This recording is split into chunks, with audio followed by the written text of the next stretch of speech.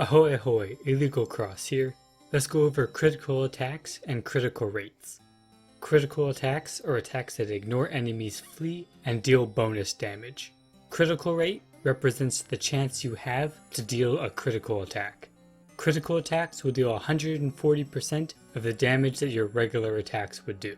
So dealing 100 damage normally means you will deal 140 damage with a critical attack. Items, card, gear, enchantments that add critical damage is all applied after the base critical damage is added. So to give an example, let's say you deal 100 damage normally. So a critical hit will deal 140 damage. If you also add plus 50% critical damage from modifiers, it is applied onto the 140 amount, leaving you with 210 critical damage in the end.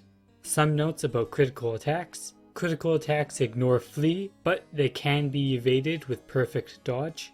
Critical attacks use the highest weapon variance possible for the attack. Critical attacks do not ignore defense, but the critical modifiers are applied after defense reduces the regular attack damage.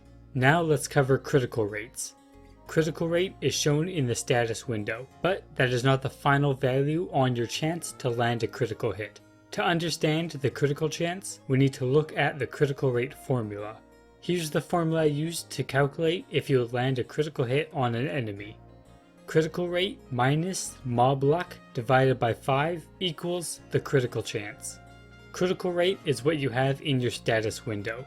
On Nova RO, you can check the exact amount in @BattleStats, since critical rate goes to the first decimal place and that is not shown in the status window.